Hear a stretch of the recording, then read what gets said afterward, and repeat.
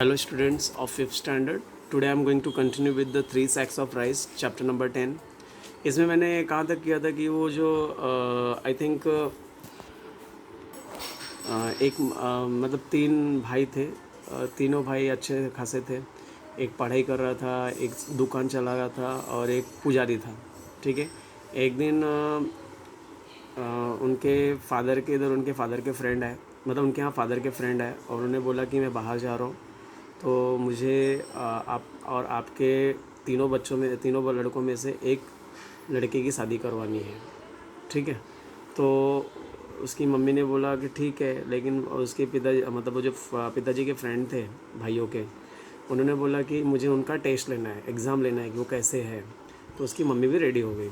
तो जब सेठ जी जाने लगे तो उन्होंने हर एक भाई को बुलाया, उनको एक एक गोनी चावल दिया कि मैं बाहर जा रहा हूँ, तब तक आप संभाल के रखो।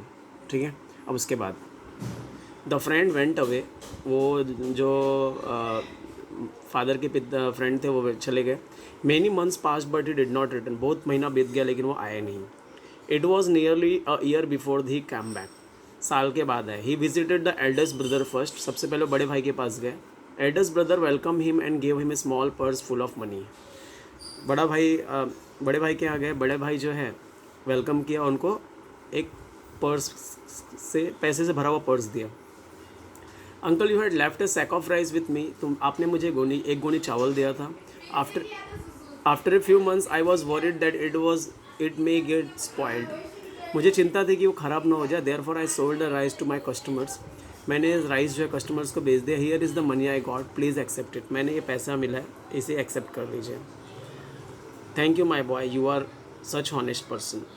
तो सेठ जी बोलते हैं धन्यवाद, तुम बहुत अच्छे आदमी हो। तो मतलब सबसे पहले जब वो बड़े बेटे के पास जाते हैं तो बड़े बड़े बेटा क्या करता है, उसको पर्स से भरा हुआ पैसा देता है। तो बड़े बेटे ने वो गोनी का चावल बेच दिया और जो पैसे से भरा हुआ पर्स था वो सेठ को दिया। सेठ बहुत खुश हुए, बोले कि आप बहुत ईमानदार आदमी हो। अब आगे देखते हैं। Next will be then the friend went to see the middle brother. छोटे मझले भाई के पास गए। हु वॉज प्रीस्ट, जो पुजारी था। Priest greeted him with Joy and affection. Priest ने उनकी बहुत स्वागत की। He said uncle remember you had left a sake of rice with me one year ago. Uncle आपको याद है आपने एक गोनी चावल दिया था मुझे 1 साल पहले। I had kept it for many months but then I was worried that meat may get spoiled. I distributed the rice among the poor in your name. मैंने उसको रखा था लेकिन मुझे डर था कि वो ख़राब ना हो जाए, इसके लिए मैंने उन लोग गरीबों में बांट दिया। They all blessed you for satisfying their hunger. आप उनका भूख मिटाने के लिए उन्होंने आपको आशीर्वाद दिया है। However I did that without your permission, I am willing to pay you back for the rice. लेकिन ये तुम्हारे बिना आपके परमिशन के लिए मैं आपको ये वापस देना चाहता हूँ। No my boy, you acted wisely and kindly.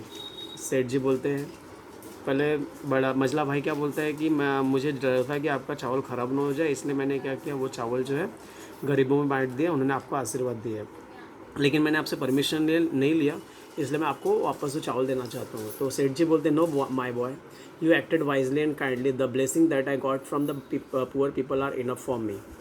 वो बोलते हैं कि सेठ जी बोलते हैं कि नहीं नहीं, तुमको देने की ज़रूरत नहीं, तुम बहुत अच्छे हो, तुमने जो ब्लेसिंग मिला है वो मुझे इनफ है। Please don't even think about the money any. आप पैसे के बारे में भी मत सोचो। हाँ, नेक्स्ट पैराग्राफ है। When the friend went to visit the youngest son. जब भी फ्रेंड जो उन फ्रेंड के पिताजी के फ्रेंड जो है वो यह छोटे भाई के पास जाते, ही to welcome him with love and respect. वो भी रिस्पेक्ट करता है। बट ही सेड दैट, लेकिन वो बोलता है he had confession to make. वो कन्फेशन करता है the sack of rice was lying with me for long time. Sack of rice मेरे पास बहुत टाइम से पड़ा था। But then I had an idea, लेकिन मेरे पास एक आइडिया है। Often go to neighbouring farm to help with the work.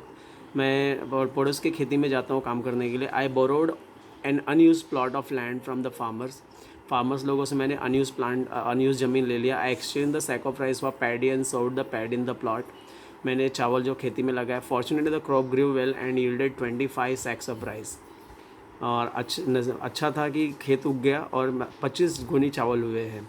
I have kept back 5 of the sacks and sold 20 of them. मैंने 5 रखा हुआ है और 20 बेच दिया। हियर इज़ द मनी, ये पैसा है। If you allow I would like to keep a part of it as my share considering the labour and money I spend to get all done. अगर आपका परमिशन हो तो मैं इसमें से कुछ पैसे रख लूँ जो लेबर को देने और मैंने जो मेहनत किया उसका। ठीक है। तो मतलब इस पूरे पैराग्राफ, जब छोटे भाई के पास जाते हैं तो छोटा भाई क्या करता है, वो जो ज़मीन है, वो जो चावल है, वो किसानों से खाली ज़मीन मानकर उसमें खेती करने लगता है और बहुत सारी खेती मतलब उत्पादन होता है। 25 गोनी राइस होते हैं, जिसमें से वो 5 गोनी रख के 20 गोनी राइस बेच दिया रहता है और वो उसको पैसे भी देता है और उसमें से बोलता है कि मुझे मेरा शेयर भी चाहिए क्योंकि मेरे लेबर लोग को खर्चे पे दिया था।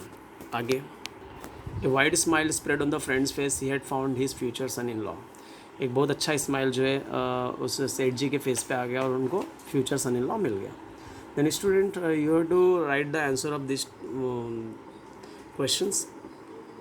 How did the middle brother use the rice, middle brother ने कैसे यूज़ किया राइस को। द आंसर विल बी, यहाँ से आएगा, आई की जगह पे ही लिखना, he distributed the rice among the poor in seth ji's name. He distributed the rice among the poor, poor लोगों में वो बांट दिया। तो third question answer, he distributed the rice among the poor. Next question, was it right for the youngest brother to ask for share in their money? Why? Yes, it is right because they want to give the money to the laborers and there were some expenses. That's why it is right to ask. Okay, how to write the answer? Yes, it is right to ask because he spent on labor and he has to give back to them, right? Yes, it is right to ask because he spent on labor and he has to give back to them. Okay. Then students, third question is, how did elder brother use the rice? The elder brother sold the sack of rice. Elder brother क्या करता है, rice बेच देता है. How did youngest brother use the rice? The youngest brother used rice in farm for agriculture.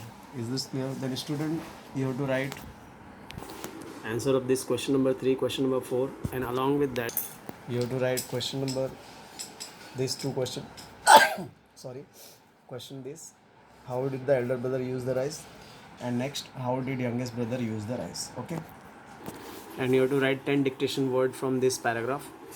If any doubt is there, please ask. Thank you, have a great day.